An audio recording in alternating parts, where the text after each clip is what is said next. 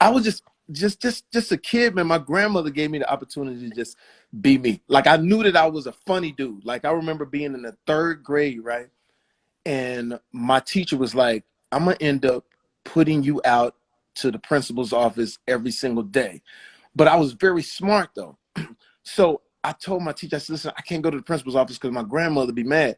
So she brokered a deal with me. She says, you can do stand-up comedy every Friday for 5 to 10 minutes at the end of class for the class. And so I started doing my thing. And at that time, as long as you would be quiet when as you're long as supposed I to be be quiet. Monday through Right. Thursday. But what I would do is I would watch the Tonight Show for you young folks. The Tonight Show has been around for years, you know, and it was Johnny Carson at the time. So I would just take jokes from Johnny Carson and basically say them, you know, in the class. And so, and then I would do my impersonations. At that time, it was Jimmy Carter. Hi, I'm Jimmy Carter from Georgia. Just, I think I was doing so many nights, like so many nights, but I was singing this Jimmy Carter. Yeah. And then as I started getting older, man, like I would learn my music and I would copy certain people. Like I grew my curl out. You can't tell it now, but I had a curl back in the day. And then I would copy Lionel Richie, you know, in the lunchroom, bring a piano and say, hello, is it me you're looking for? I can see it in your eye. So it just started this little sort of kernel of things. And then the next thing you know, man, I went to college in San Diego, 81 different countries at my college, United States International University.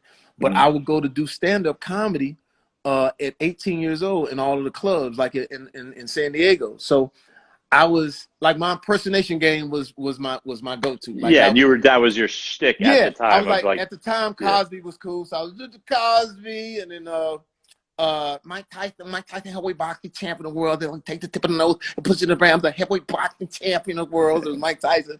And then I was the only black guy doing Ronald Reagan. Pause. I would do Ronald Reagan.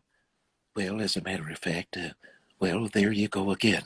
So all of these things that I was doing in school, next thing you know, man, people like Marlon Wayans and the Wayans brothers saw me on stage and like, yo, and you know, Sean said, Marlon, I think he's got talent. Marlon, this kid Jamie Foxx, Marlon, you gotta check him out. And the next thing you know, I'm in front of Keenan Ivory Wayans, Jim Carrey, all of them doing my stand-up. At what age was that? I was 24. I was 24. So it's like I won the Black Barrier comedy competition in 1991, and the next thing you know, I'm doing my stand-up in front of all the fly girls and in front of the Living Color. Tommy Davidson there. Yeah, Tommy Davidson. Wow. And I did this bit where that night, now it was 5 of us up for one part, and that night I said, look at all the pretty ladies out in the audience. And you know, of course, all the pretty ladies, clap your hands, clap your hands. I said, now all the ugly ladies, let me hear you clap your hands. And nobody clapped. And then I said, look at all the ugly ladies. Talking about, I know he ain't talking about me, girl. Hey, for real though. Hey. Is this where Shanae came from? And this is when Wanda came in. So when they saw that, I was like, hey, there go Keenan in there. Hey, Keenan, trying to get on your show, right? So after that, I got on the greatest show, I think, of all times when it came to comedians, because on that show was some of the most incredible, legendary comedians that to this day I still think about this. Think about this, Mark. When I got on the Living Color, when I got to the set, I was the 8th funniest person. That's how dope they were. And so like Damon, young Marlon, and Marlon was venomous. Like he was just so fucking funny. I used to say, Marlon, because he's the youngest in the family. Oh, he's on here now, by the way. He was like 15, 16, killing. I was like, Marlon, when I tell you, young brother, you the funniest. I didn't want to make the century because it was 12,000 wins. You want to get on their damn on their bad side. But I learned from Keenan. Once I got on the show, Keenan taught me one thing. Keenan said, you cannot be mediocre. I said, what you mean, Keenan? He says, as a black comedian, you have to be great. If you're not great, then you ain't. And so he held us to a certain standard.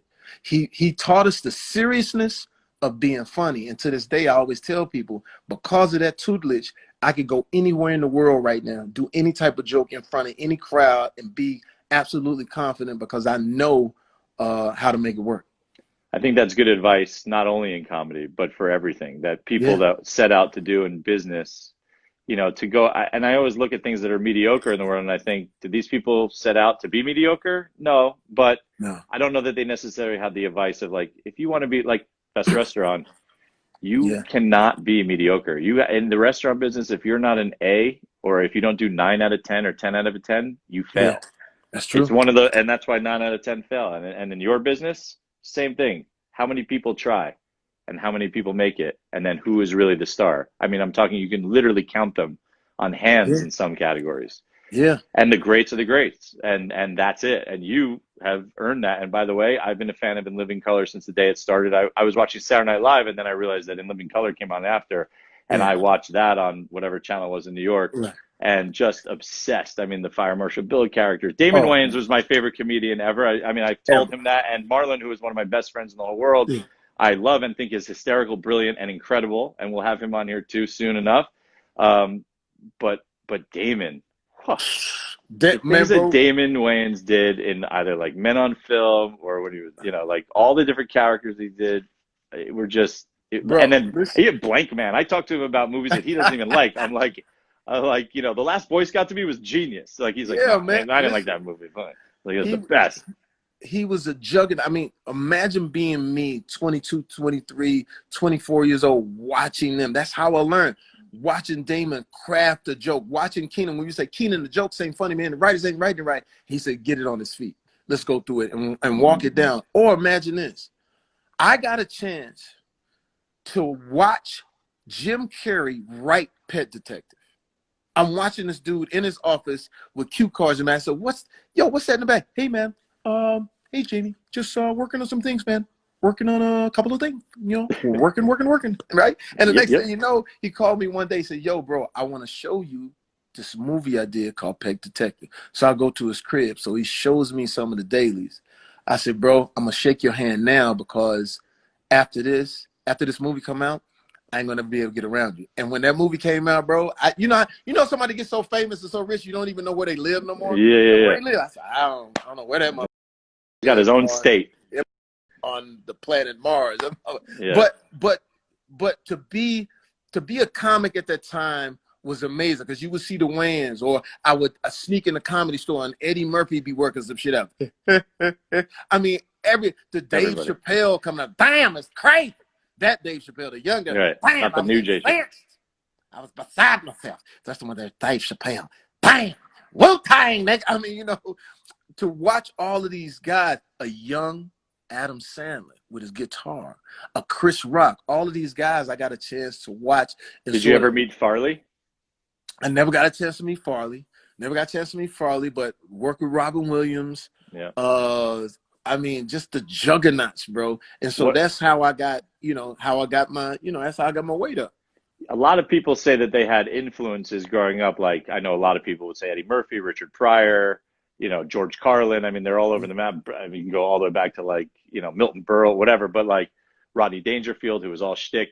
Did you have somebody really specifically that was your influence, or did you feel like you took from a lot of everybody else and put it and made it your own? It seems more like that to me, but.